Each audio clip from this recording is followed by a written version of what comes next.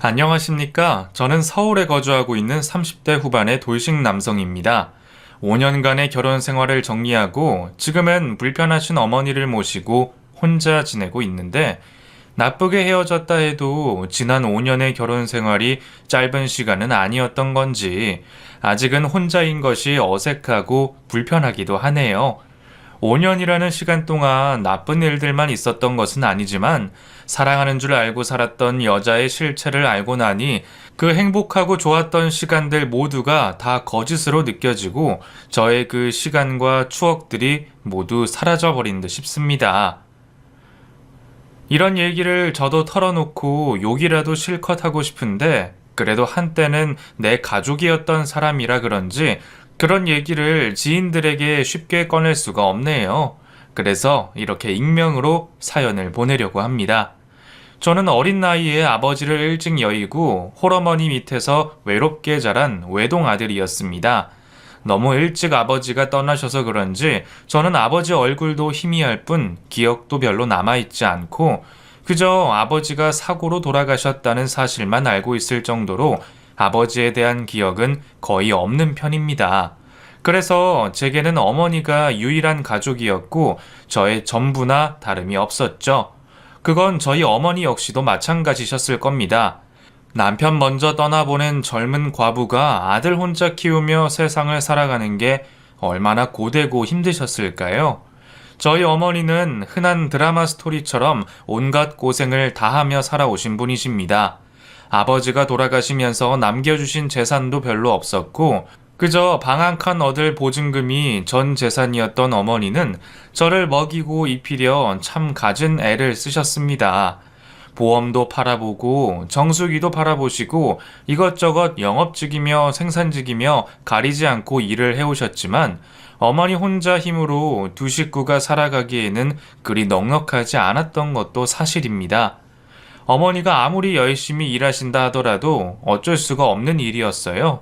어머니가 일을 하시는 동안 저는 어린이집에 있어야 했고 그렇게 월세에 어린이집에 생활비를 제하고 나면 저축을 할 여력도 없으셨답니다. 그때는 누구보다 열심히 사는 것 같은데 왜 그렇게 돈이 모이질 않고 늘 빠듯했는지 세상이 두렵기도 하고 먼저 돌아가신 아버지가 원망스럽기도 하셨다네요. 그 시절에 어머니 혼자 저를 어떻게 키워내셨을지 저도 저희 어머니가 참 대단하구나 하는 생각이 듭니다. 어머니의 그런 고생을 제가 일찍 알아들였으면 좋으련만 사실 저는 그리 좋은 아들은 되지 못했습니다. 딸들에게 어머니의 존재가 각별한 것처럼 아들들에게는 아버지의 존재가 유난히 필요한 법이죠. 그래서 저는 얼굴도 기억나지 않는 아버지 얼굴을 떠올리며 늘 그런 아버지를 그리워했습니다. 친구들이 아버지와 단둘이 캐치볼을 하거나 추억을 쌓았다는 얘기를 들을 때면 저는 그 친구들이 눈물이 날 만큼 부러워 집에 돌아와 어머니에게 괜히 툴툴거리는 볼멘 소리를 하기도 했습니다. 어머니는 그런 제 마음을 눈치채셨는지 괜히 못되게 구는 저를 그냥 내버려 두시곤 하셨죠.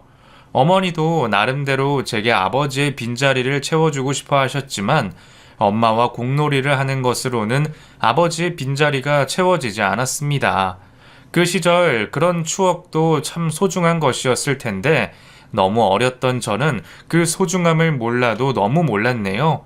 늘 한 푼이라도 더 벌겠다고 고생이시던 어머니가 휴무까지 내시면서 저를 야구장으로 데려가셨던 날에도 저는 제 손을 잡고 있는 어머니의 손보다 옆자리에서 아버지와 유니폼을 맞춰 입고 있는 일면식 없는 어느 부자의 모습을 동경하곤 했습니다. 지금은 그런 제가 얼마나 철이 없었던 건지 잘 알고 있지만 겨우 10살 난 제게는 그런 결핍이 너무 큰 고통이었죠. 그럼에도 불구하고 어머니는 저에게 늘 뭐든지 해주고 싶어 하셨고 또 그렇게 해주시려고 많이 노력하셨습니다. 그런데 저는 그런 어머니의 노력과 사랑을 너무 뒤늦게 알아차린 것 같습니다. 그래서 철없던 사춘기 시절 어머니에게 괜한 짜증을 내고 어머니를 너무 외롭게 뒀네요. 경수야, 또 어디 나가니? 아, 저 약속 있어요. 빨리 나가봐야 해요. 어디 가는데 그래? 친구들이랑 PC방 가기로 했어요. 그거 오늘 꼭 나가야 하는 거야? 오랜만에 엄마 쉬는 날인데 엄마랑도 좀 같이 시간 보내자. 아, 친구들이랑 이미 약속한 건데 어떻게 하라고요? 됐어요. 어차피 맨날 보는데 뭘 또 같이 있어요. 그래? 그럼 조심히 다녀오렴. 아마 어머니는 그때 많이 외로우셨던 것 같습니다. 아버지가 떠나셨을 때 어머니 나이가 겨우 30 초반이셨으니 젊어도 너무 젊으셨습니다. 남들이 한참 젊음과 신혼을 즐길 나이에 혼자가 되셔서 온갖 고생만 하고 지내셨으니 뒤늦게 얼마나 큰 외로움이 몰려오셨을까요? 하지만 저는 어머니의 그런 외로움을 알아차리지 못한 못난 아들이었습니다. 가끔은 제가 딸이라서 어머니의 그런 마음을 일찍 알아차리고 좀 애교 있고 살갑게 굴었으면 어땠을까 하는 너무 늦은 후회들이 밀려오곤 합니다. 그래서 지금도 저는 어머니에게 죄송스러운 마음뿐이네요. 가끔은 제가 어머니에게 걸림돌이 아니었을까 하는 생각을 합니다. 남편을 일찍 보내놓고도 자식만 없었으면 얼마든지 새 출발하실 수 있으셨을 텐데 어머니가 평생을 혼자 지내오셨던 것은 어머니가 외롭지 않아서가 아니라 제게 또 다른 상처를 주고 싶지 않으셔서가 아닐까 생각되네요. 제가 생각하기에도 우리 어머니는 참 대단하신 분이십니다. 마흔이 코앞인 저는 아직까지도 제 생각밖에 하지 못하겠는데 어머니는 어떻게 어린 자식을 위해 모든 것을 희생하셨을까요? 그렇게 저만 보고 열심히 살아오셨던 어머니는 저와 함께 지낼 수 있는 내 집 마련을 하시는 것이 평생의 꿈이셨던 분입니다. 그것도 오로지 절 위한 목표이셨어요. 사실 어린 시절 저는 이사를 정말 많이도 다녔습니다. 어머니가 형편상 싼 집만 찾아다니시다가 보니 2년마다 이사를 다녀야 했고 1년 만에 집을 비워주거나 중간에 내쫓기는 경우들도 있었습니다. 그 바람에 저는 전학도 꽤 많이 다녔고 이삿짐을 풀지도 않고 그대로 이사를 나갔던 적도 있었죠. 돈 때문에 그런 일이 벌어지는 것도 끔찍한데 거기다가 어린아이 데리고 매번 이사를 다니는 것이 얼마나 고생이셨겠어요. 그래서 어머니는 어떻게 해서든 내 집 마련을 하는 것이 유일한 바람이셨습니다. 그렇게 노력을 하신 덕분인지 결국 그 꿈을 이루셨네요. 어머니의 노력으로 드디어 집이 생겼던 그날, 저희 모자는 누구보다 행복했습니다. 조그만한 마당이 딸린 귀여운 2층짜리 작은 주택이었는데 저희에게는 그 집이 대궐집 같이 보였습니다.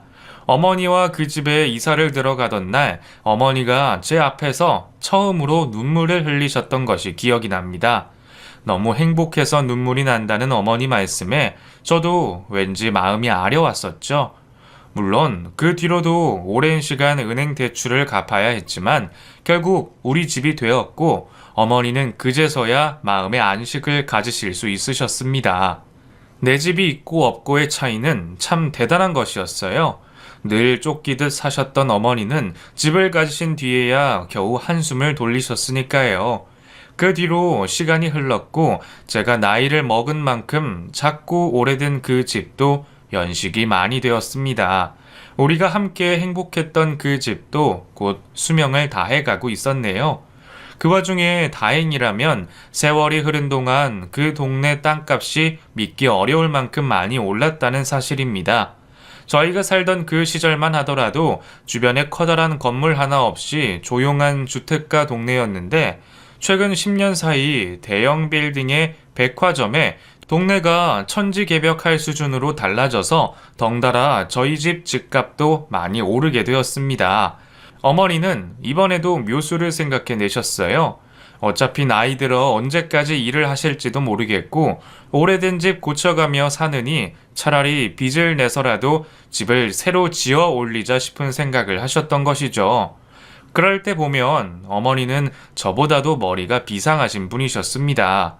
저는 집이 있어도 그런 생각은 쉽게 못할 것 같은데 어머니는 늘 한 발 앞을 생각하고 계셨네요. 결국 어머니 뜻대로 재건축을 하게 되었고 그 자리에 빌라를 지어 나머지는 세를 주고 위층에 저희가 거주하게 되었습니다. 덕분에 어머니는 건물세를 받으시며 앞으로 노후 걱정이 없게 되셨습니다.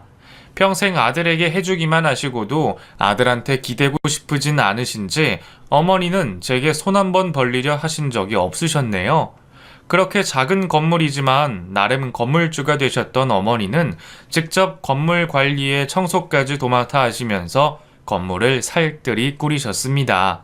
매번 주변 쓰레기 하나까지 직접 주워 다니시며 건물에 대한 애착이 참 많으셨죠. 이 집에서 경수 너 대학까지 보내고 이제는 나 죽을 때까지 이 집 덕에 걱정 없이 살다 가겠구나. 앞으로도 이 집 터에서 우리 경수 결혼도 하고 자식도 보고 그럼 그 자식까지 여기서 살다가 그렇게 평생 우리 가족들이 덕 보면서 살면 참 좋겠다.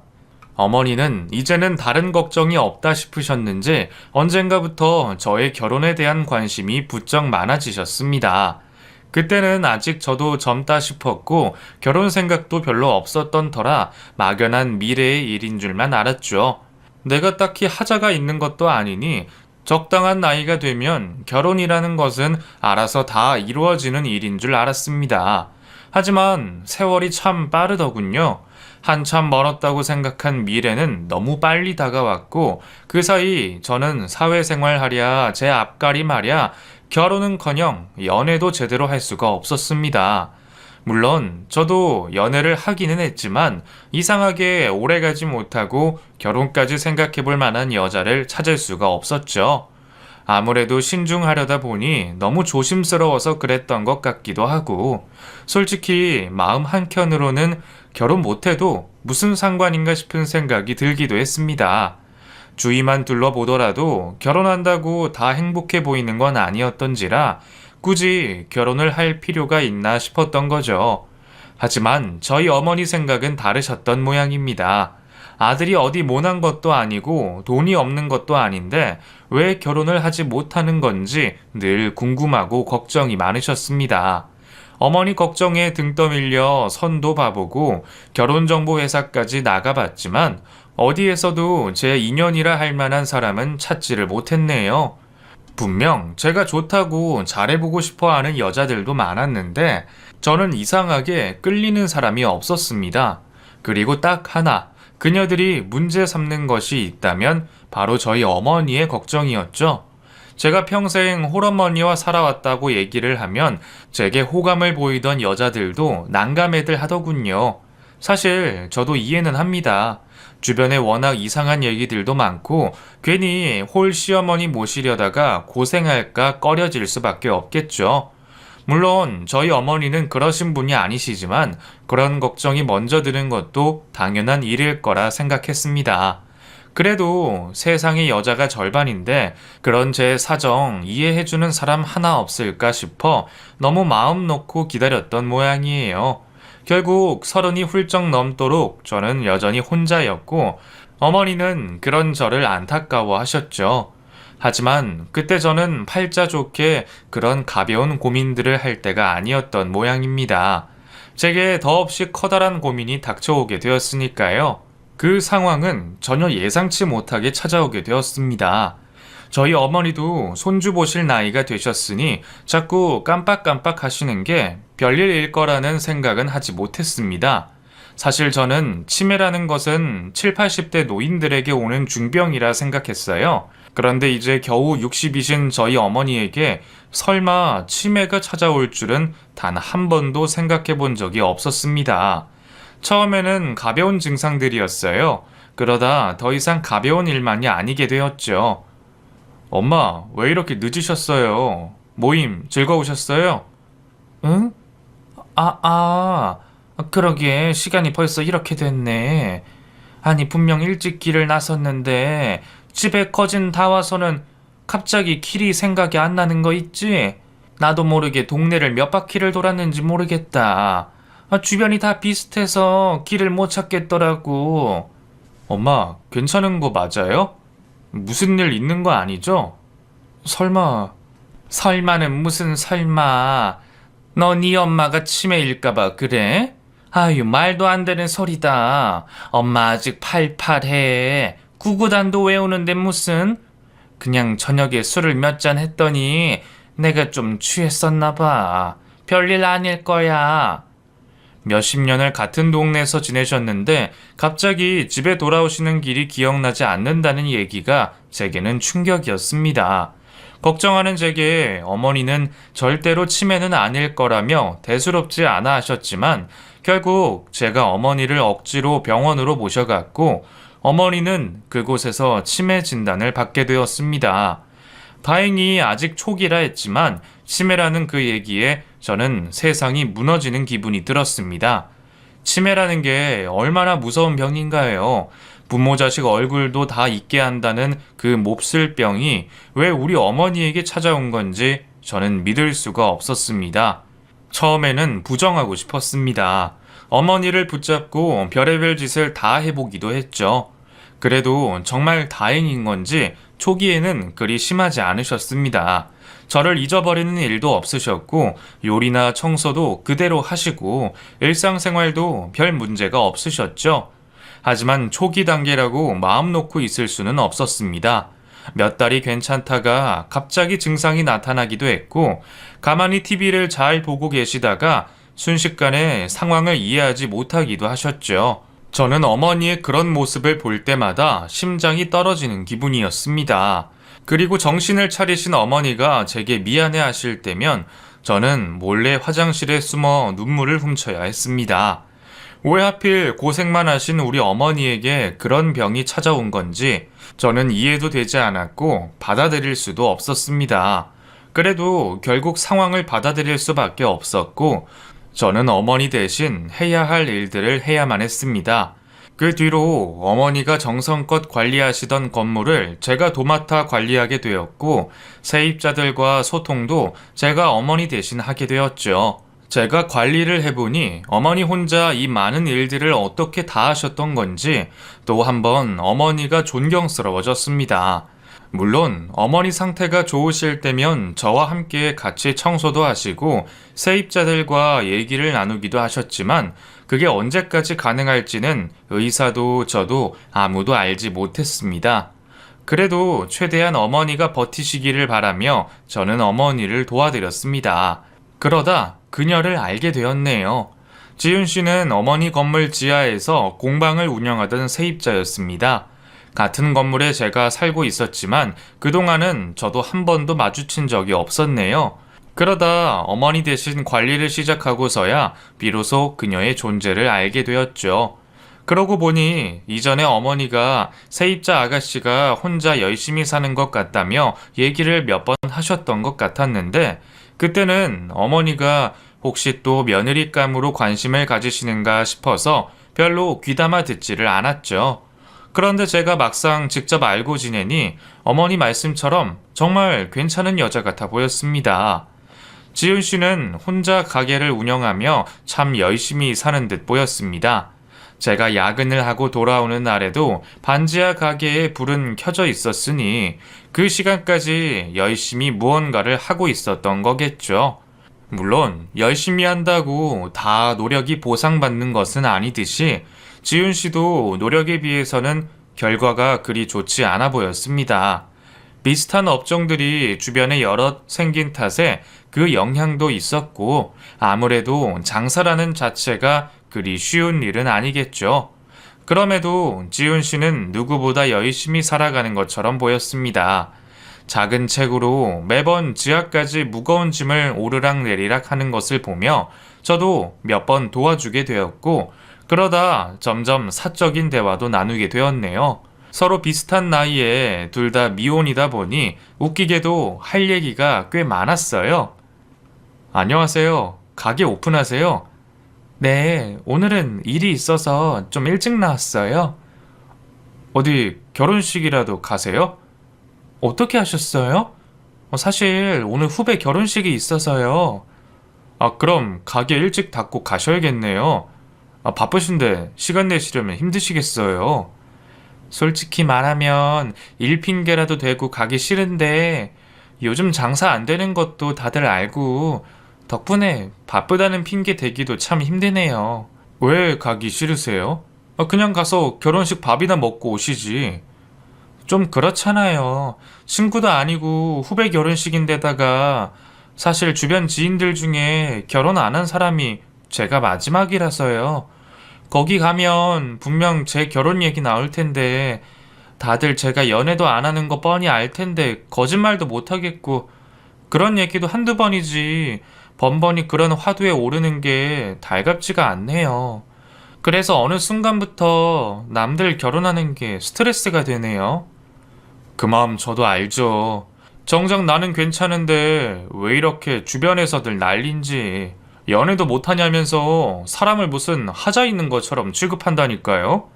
그러니까요. 세상 사람들이 다 연애하고 결혼해야 하는 것도 아닌데 정작 자기들은 결혼해서 뭐 얼마나 행복하게 산다고요. 그거 제가 항상 하는 말인데. 역시 지훈 씨랑 저는 통하는 게 맞네요. 저 그럼 혹시 괜찮으시면 오늘 제가 동행해 드릴까요? 예? 동행이요? 저랑 결혼식을요? 불편하게 하려는 건 아니고요. 저도 비슷한 동지로서 불편한 자리 좀 덜 불편하게 도와드릴까 싶어서요. 마침 주말이라 일도 없고 오늘은 어머니도 친척분 집에 가셨거든요. 그래서 시간이 널널하네요.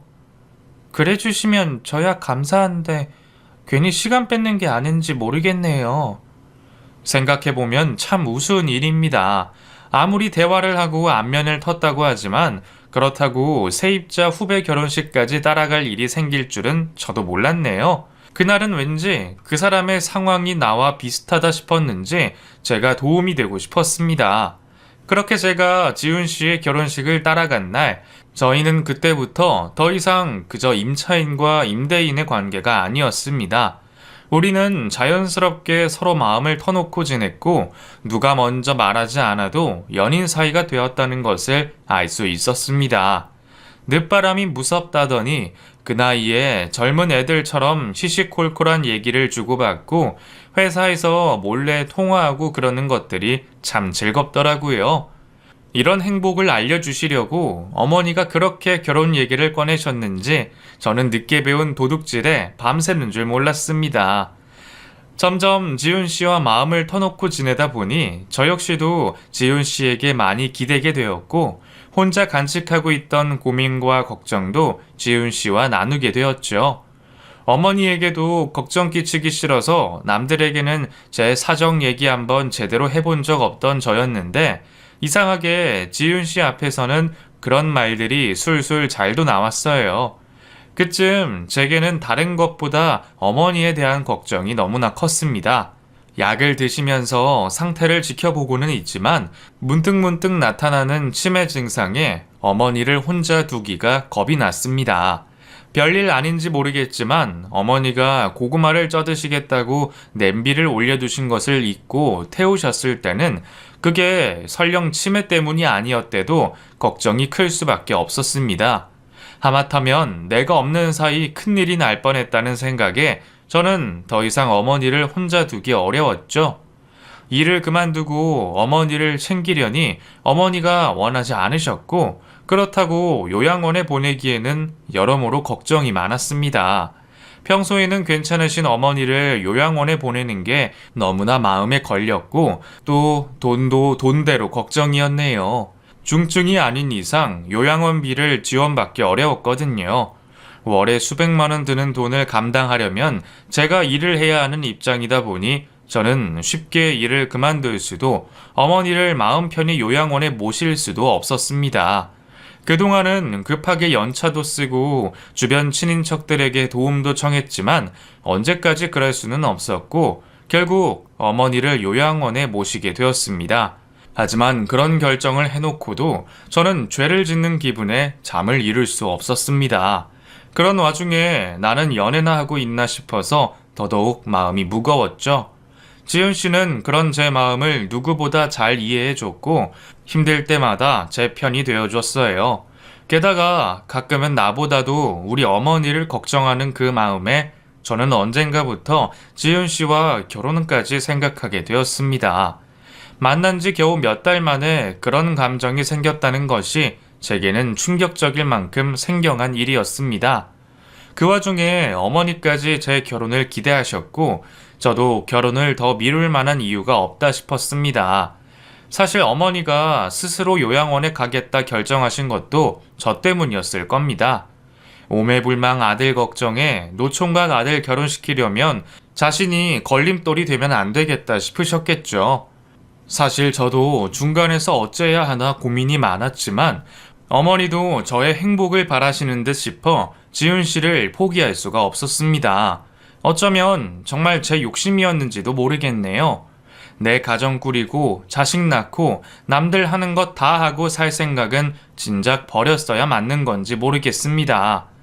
변명 같을지 모르겠지만 그때는 어머니가 기억하시는 시간이 얼마 남지 않았다는 생각에 어머니에게 제가 행복하게 가정을 꾸리는 모습을 보여드리고 싶기도 했습니다.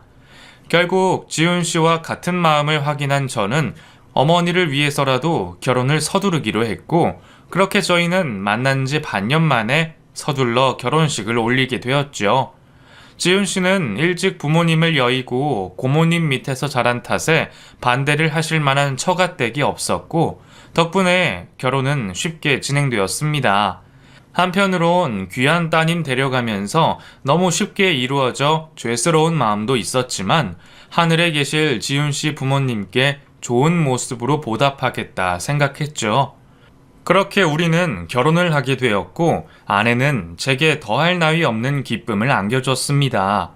모자란 나와 결혼을 해준 것만으로도 고마운데 결혼과 함께 아내는 제게 더 큰 행복을 약속해줬습니다. 사실 제가 어머니와 여자친구 사이에서 제 욕심을 저울질하면서도 결혼을 급히 결정할 수 있었던 것은 그런 아내의 결정 덕분이었습니다. 경수씨, 우리 빨리 결혼식 올리고 어머니 다시 모셔오자. 지금은 어머니 건강 때문에 어쩔 수 없이 요양원에 모신 거라고 해도 나는 자꾸 마음에 걸려. 집에 사람만 있으면 어머니도 편하게 집에 계실 수 있을 건데 말이야. 응? 그게 무슨 말이야? 우리 둘 다 일하는데 무슨 방법이라도 있다는 거야? 내가 당분간 일을 그만두거나 줄여서라도 어머니 모실게.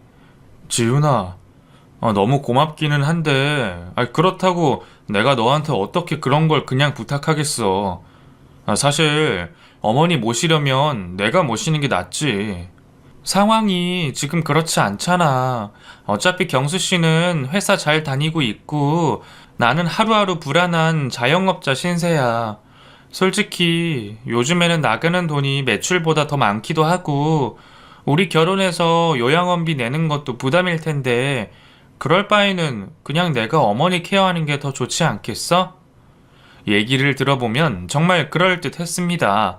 그동안에야 제가 혼자 벌어 혼자 쓰니까 어머니 요양원비를 부담했지만 결혼을 해서 둘이 되면 생활비가 더 늘어날 테니 따지고 계산해 보면 요양원에 모시는 것보다 아내가 일을 관두더라도 집에서 어머니를 모시는 게 더 이득일 것 같았어요. 물론 그건 다 금전적 계산일 뿐이었고 아내의 노고를 쉽게 생각할 수는 없었죠. 늦은 결혼에 애달기도 했고 자기도 한참 신혼을 즐기고 싶을 텐데 어려울 수 있는 시어머니를 선뜻 먼저 모시겠다고 말을 해주니 저한테는 그만큼 고마운 일이 없었습니다. 솔직한 마음으로는 아내가 그런 얘기를 먼저 꺼내줘서 너무 고마워서 눈물이 날 지경이었어요. 저조차도 결혼을 정말 하는 것이 맞는지 어머니에게 소홀해지는 건 아닐지 걱정이었는데 아내의 결정과 희생 덕에 제 고민이 한 번에 모두 해결돼 버렸습니다. 그렇게 저희는 어머니를 다시 집으로 모셔왔고 저희 부부가 함께 어머니를 모시게 되었습니다. 어머니가 제 결혼으로 기쁘셔서 그런지 예전보다 정신이 더 말짱하실 때가 많았습니다. 덕분에 제가 결혼하고 1년 가까이는 거의 정신이 또렷하신 듯 보였죠. 그게 다 아내 덕분이라는 생각에 저는 아내에게 너무 고마웠습니다. 뭘 해줘도 모자란 마음에 더욱더 잘하고 싶었고 제가 해줄 수 있는 일이라면 아내에게 모든 지원을 아끼고 싶지 않았습니다. 하지만 제가 노력한다고 아내의 고생이 가벼워지는 것은 아니었습니다.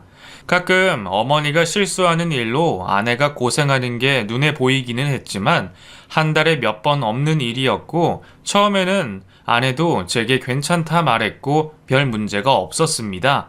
하지만 긴 병에는 장사가 없는지 시간이 지날수록 아내는 점점 지쳐 보였습니다.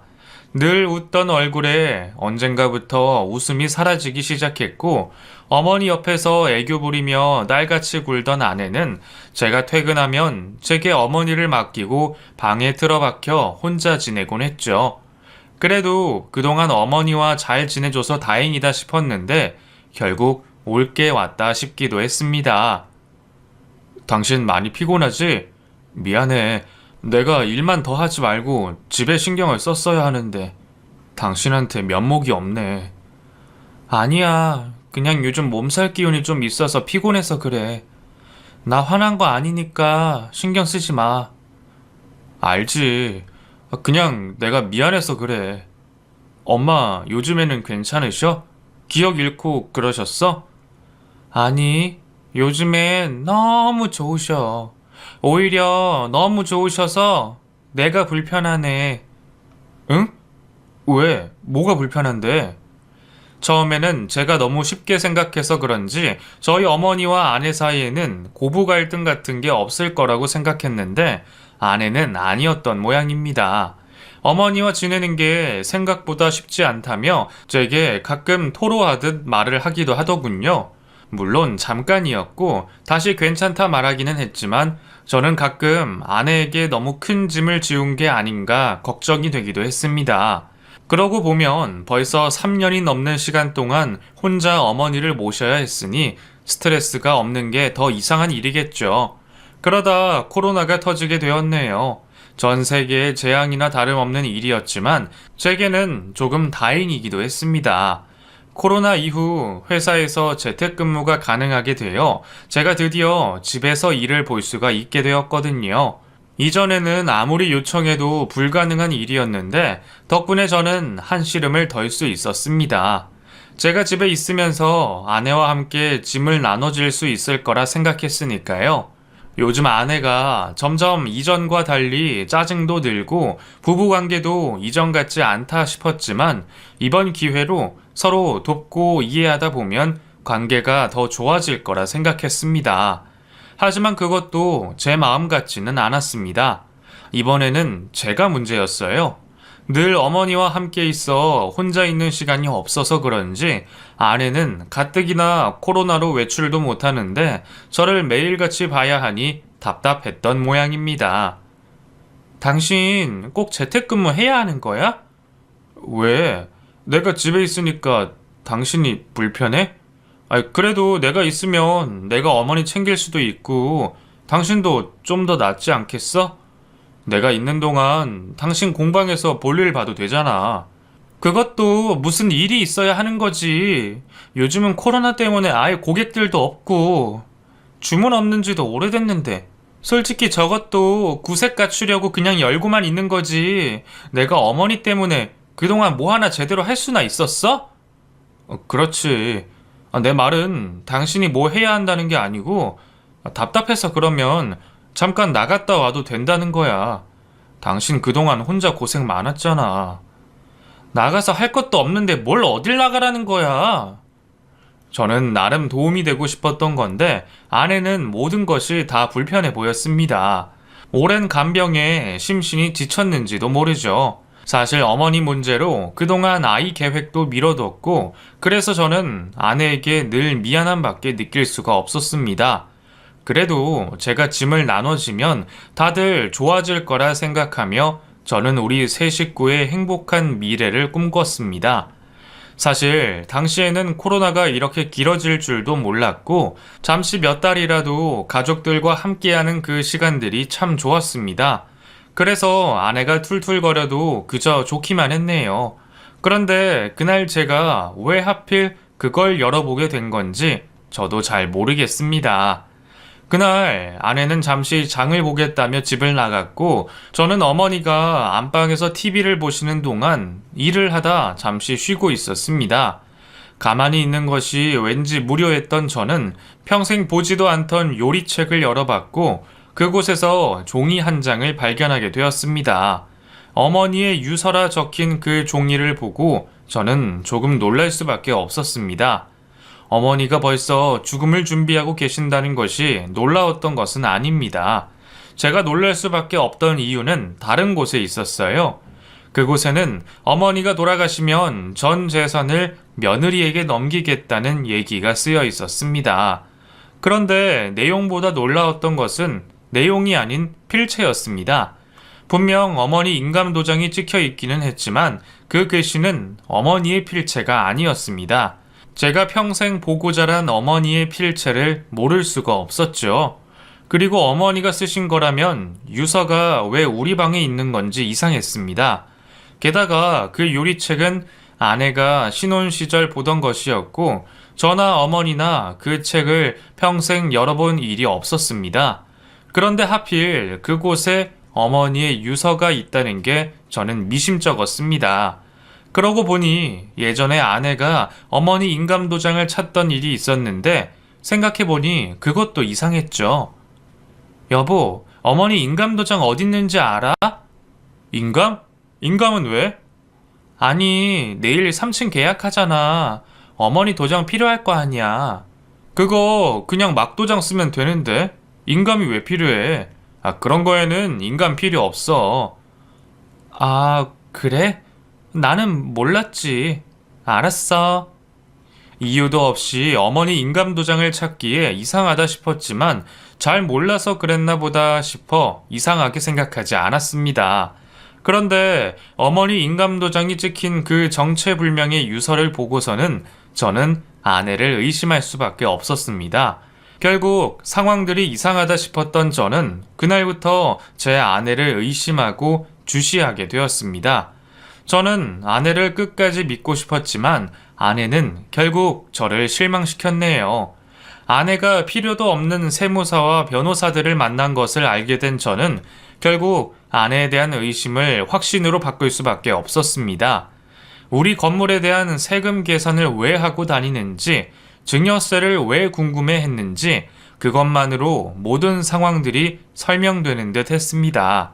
아내는 여전히 제가 아무것도 모르고 있는 줄 알았지만 저는 아내와 한 침대에 누워 수많은 생각을 하고 있었죠.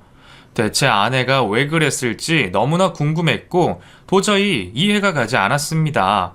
어머니의 재산이 탐이 난다면 어차피 제가 유산을 상속받으면 우리 것이 되는 건데 왜 미리 욕심을 부리는 건지, 어머니 인감도장까지 훔쳐 그런 유서를 조작한 건지 이해가 되지 않았습니다. 다행히 그 이유는 머지않은 미래에 알 수 있었네요. 혹시나 싶어 아내의 공방에 녹음기를 숨겨뒀는데 그곳에서 아내가 절친한 친구와 나눈 비밀 대화를 듣고 말았네요. 근데 너 너무 오래 걸리는 거 아니야? 처음에는 금방 끝날 것 같다며. 짜증나니까 말도 꺼내지 마. 나도 금방 끝날 줄 알았지. 원래 치매 걸리면 얼마 못 산다는 거 아니야? 그리고 아무리 초기라고 그래도 말귀도 못 알아듣고 그러더만. 우리 시모는 안 그래. 얼마나 멀쩡한지 알아? 중요한 건 기억 못해도 별 희한한 건 다 기억을 한다니까. 내가 실수한 건 다 기억해놓고 번번이 잔소리 하는데 내가 간병을 하는 게 아니고 감시를 당하는 거야. 진짜? 야, 너희 시모 치매 아닌 거 아니야? 결혼 전에는 요양원 갈 정도로 안 좋았다며. 나도 그런 줄 알았는데 지금 생각해보면 남편이 효자라서 설레발 친 것 같기도 해. 어쩐지 나한테 미안해 하면서도 별 걱정이 없는 것 같더라니. 생각보다 상태가 나쁘지 않은 거지. 자기 말로는 내 덕에 엄마가 더 건강해졌다면서 좋아하는데 내가 누구 좋자고 이런 짓을 했나 후회가 막심하다. 그래도 나이도 있고 병도 있는데 살면 뭐 얼마나 더 살겠어. 좀 짜증스럽긴 한데 그래도 몇 년 참아서 이런 건물 하나 생기는 거면 더한 세월도 참을 수 있지. 그냥 감옥에 있다 생각하고 참으려고. 아내는 건물주인 어머니에게 잘 보이려고 노력했고 어머니가 치매라는 것을 알게 된 후에는 제게 의도적으로 접근했던 모양입니다. 자기 계획은 몇 년 안에 어머니가 돌아가셔서 자기가 건물을 상속받게 되는 것이었고, 그것 때문에 어머니를 지극정성으로 보살피려 했었던 모양입니다. 몇 년이나 간병했으니 그 정도 보상은 당연하다며 나중에 법정에서 혹시라도 시시비비를 가리지 않기 위해서 말이에요. 하지만 생각보다 어머니의 병세가 그리 급격히 나빠지지 않았고 비교적 정신이 또렷하셔서 자기 마음대로 주무를 수 없자 스트레스가 심했던 거겠죠. 그 모든 것을 무려 5년 만에 알게 된 저는 아내의 추악한 진실 앞에 할 말을 잃었습니다. 나를 사랑한다 믿었던 아내에게 큰 배신감을 느끼고 그 배신감에 그동안 쌓아온 믿음과 사랑이 하루아침에 완전히 무너져 버렸죠.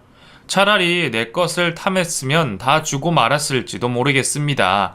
그 여자는 진심이 아닐지 몰라도 저는 정말 진심이었으니까요. 하지만 어머니를 위해서라도 건물은 지켜내야 했습니다. 어머니가 평생 공들여 쌓아온 탑을 건들게 할 수 없었던 저는 그 길로 변호사를 만나 아내와 이혼을 준비하게 되었습니다. 아내가 조작한 유서와 그동안 아내의 행적, 대화들을 증거로 제출하여 아내의 유책으로 이혼을 요구했습니다. 아내는 당연하게도 그런 게 아니라며 오해라 말했지만 직접 변호사를 만나고 세무사를 만났던 증거들이 모두 아내의 죄를 말해줬네요. 결국 아내는 순순히 인정하고 저와 이혼을 해줬습니다. 마지막에 왜 그랬는지 정말 묻고 싶었는데 차마 그러질 못했습니다. 어쩌면 저는 그 여자 입에서 저를 배신했다는 그 말만큼은 차마 듣고 싶지 않았는지 모르겠어요. 열심히 살다 보니 남의 것에 탐이 났는지도 모르겠습니다. 그렇다고 왜 그런 큰 욕심을 부렸는지 여전히 이해가지는 않네요. 그래도 저는 그 여자가 그동안 어머니 곁을 지켜줬던 값은 제대로 치러 계산을 해줬습니다. 그걸로 모든 인연을 정리했고 그 뒤로 아내와 만나는 일은 두 번 다시 없었습니다. 이혼의 아픔과 배신감에 저는 먹지 않던 술을 마실 정도로 힘들었지만 혹시나 제 이혼 소식으로 어머니의 상태가 나빠지실까봐 제가 이혼했다는 얘기를 곧바로 전하지도 못했습니다. 한동안은 아내가 멀리 여행을 갔다며 어머니에게 거짓말을 해왔죠. 결국 그 거짓말도 그리 길지 못해 몇 달 만에 알리게 되었고 어머니는 역시나 꽤 큰 충격을 받으셨습니다. 그래서 저는 어머니를 위해 다 괜찮다고 말씀드릴 수밖에 없었어요. 이혼도 내가 원해서 한 거고 저는 그냥 혼자가 좋다고 말이죠. 계속 스스로도 괜찮다 되뇌어서 그런지 이제는 정말 괜찮은 것도 같습니다. 아직도 지하를 쳐다보면 전처 생각이 들고 여전히 안 좋은 기억보다는 좋았던 기억들이 더 많이 떠오르지만 그런 것도 다 언젠가 잊혀지기를 바라며 지금 당장은 다른 욕심 없이 어머니 곁을 지키며 어머니와 좀 더 많은 기억과 추억들을 쌓으려 하는 중입니다.